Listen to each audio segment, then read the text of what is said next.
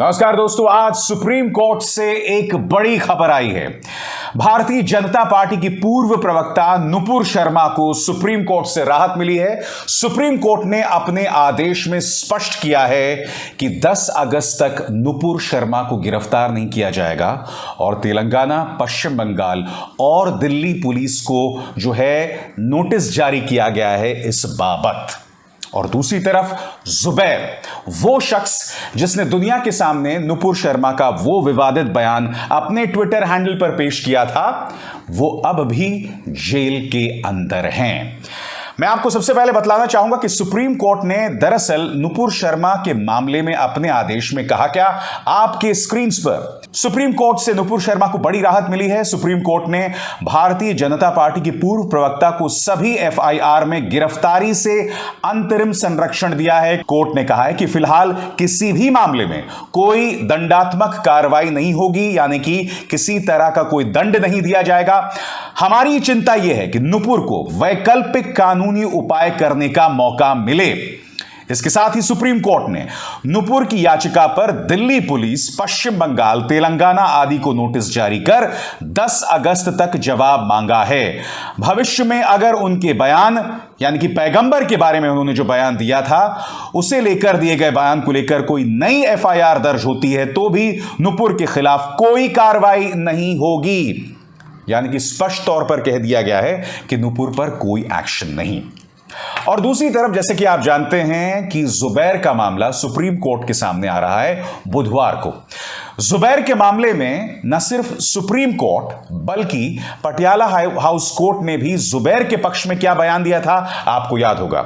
Supreme court ने क्या कहा था, जस्टिस चंद्रचूड़ ने कहा था कि यह एक दुष्चक्र है, एक कुचक्र है। यानी कि जुबैर को एक जगह से जो है बेल मिलती है और दूसरी जगह उनके खिलाफ केस दर्ज कर दिया जाता है। यह सुप्रीम कोर्ट के उनके बारे में शब्द थे, यह जुबैर के खिलाफ कुचक्र है। यही नहीं, आपको याद होगा कि पटियाला हाउस कोर्ट ने भी कहा था कि जुबैर पर जिस तरह से कार्रवाई की जा रही है यह सही नहीं है। पटियाला हाउस कोर्ट ने कहा था कि इस देश के अंदर अभिव्यक्ति की आजादी है, लोग आलोचना कर सकते हैं, अपनी बात रख सकते हैं और तभी यह लोकतंत्र चलेगा। दरअसल आज जब सुप्रीम कोर्ट के सामने यह मामला आया तो मैं आपको बतलाना चाहूंगा कि नुपुर शर्मा के जो वकील थे मनिंदर सिंह, उन्होंने कहा कि नुपुर शर्मा को पाकिस्तान से धमकी मिल रही है और उन्होंने देश के अंदर भी नुपुर शर्मा के खिलाफ हिंसा की बात जो लोग कर रहे हैं उसका हवाला दिया।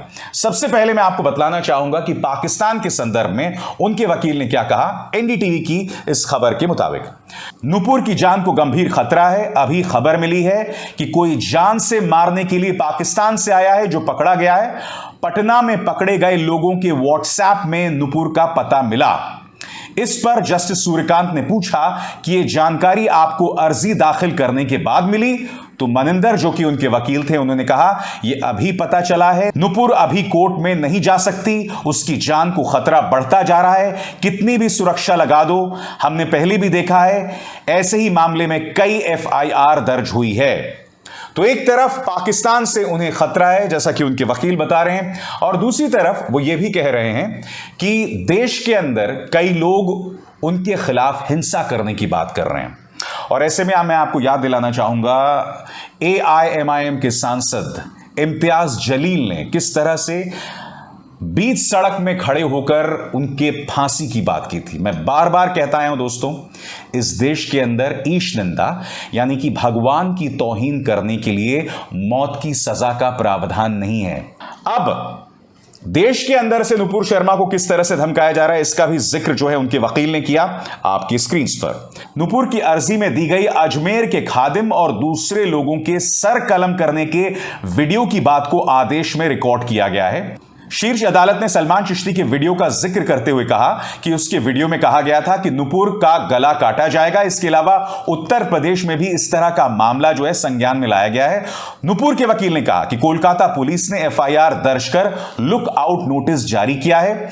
पुलिस नुपुर को गिरफ्तार करना चाहती है। उन्होंने अदालत में यह भी कहा कि नुपुर की जान को खतरा बढ़ गया है। इस पर सुप्रीम कोर्ट ने नुपुर के वकील से इन सभी घटनाओं को लेकर विस्तृत हलफनामा दायर करने को कहा है।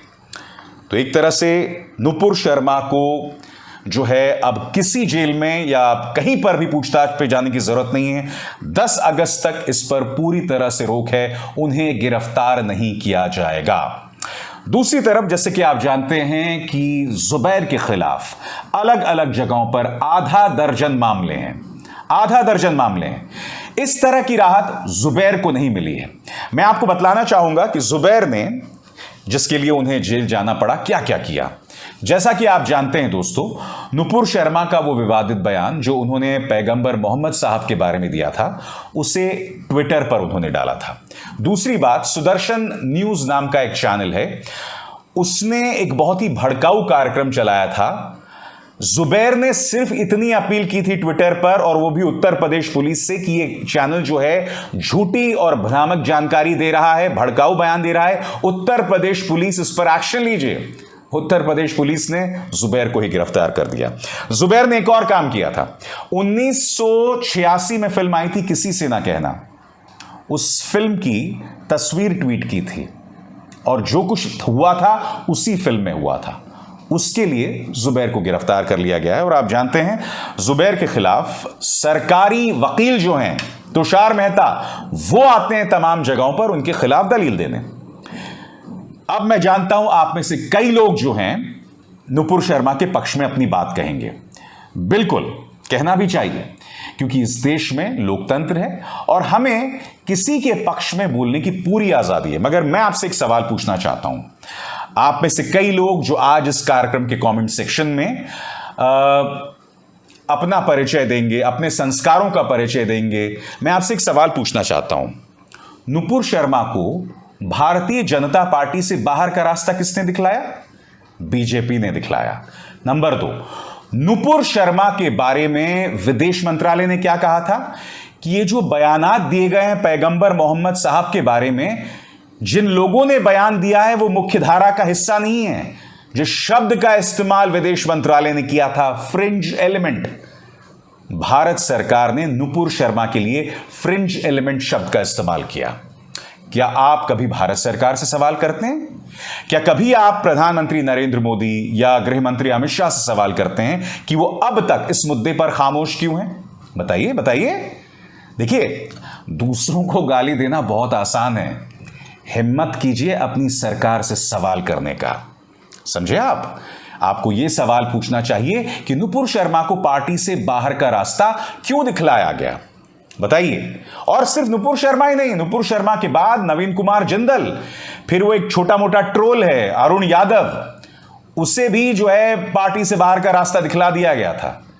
तो कहने का अर्थ यहां पर यह है कि हमें यह सवाल पूछने चाहिए सत्तारूढ़ भारतीय जनता पार्टी से कि दोहरे मापदंड क्यों? क्योंकि अपने समर्थकों को तो लगातार उग्र रखो, मगर दूसरी तरफ पार्टी के नेताओं पर भी एक्शन लेते रहो। क्यों? क्योंकि अंतर्राष्ट्रीय तौर पर बदनामी हो रही है। ये तमाम फैक्ट्स हैं दोस्तों, और फैक्ट्स के अलावा कुछ नहीं। हमें सब पर इस पर गौर करना चाहिए। और सबसे बड़ी बात दोस्तों, इस देश में जो आपका गुनाह है उसके हिसाब से सजा मिलेगी। इसलिए जो लोग नुपुर शर्मा के बारे में भड़काऊ बयान देते हैं उन्हें बाज आना चाहिए। आपके सामने मिसाल है, जिसने भड़काऊ बयान दिया उसे जेल जाना पड़ा, और आप जानते हैं कानून उन पर सख्ती से काम करेगा। इसलिए इन भड़काऊ बयानों से हम बाज आएं। इस देश में वैसे ही कई जगहों पर तनाव पैदा करने का प्रयास किया जा रहा है, हमें इससे बचना चाहिए।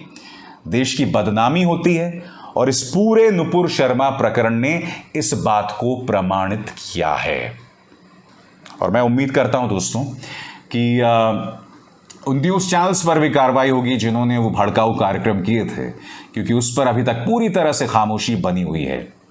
खैर, एक चीज जिसका मैं स्वागत करना चाहता हूं, आपको याद होगा नुपुर शर्मा मामले के बाद भारतीय जनता पार्टी ने अपने प्रवक्ताओं के लिए बाकायदा दिशा निर्देश जारी किए थे, जिसमें यह कहा गया था कि बगैर पढ़े लिखे कुछ कहने की जरूरत नहीं है। नंबर 2, दूसरे धर्म के बारे में आपत्तिजनक बयान देने की जरूरत नहीं है। ये मेरे शब्द नहीं है, ये भारतीय जनता पार्टी ने अपने प्रवक्ताओं के लिए ये बयान जारी किए थे। यानी कि संबित पात्रा, प्रेम शुक्ला, गौरव भाटिया को ये नसीहत दी थी कि भैया जुबान संभाल के।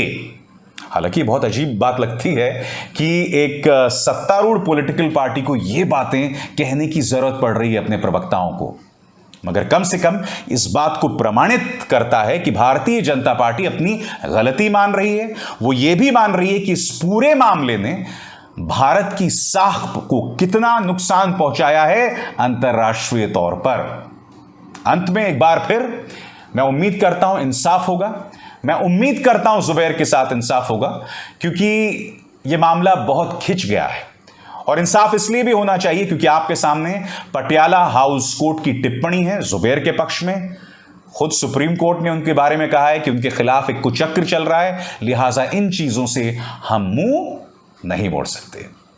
नमस्कार। स्वतंत्र और आजाद पत्रकारिता का समर्थन कीजिए, सच में मेरा साथी बनिए। बहुत आसान है दोस्तों, इस ज्वाइन बटन को दबाइए और आपके सामने आएंगे ये 3 विकल्प, इनमें से एक चुनिए और सच के इस सफर में मेरा साथी बनिए।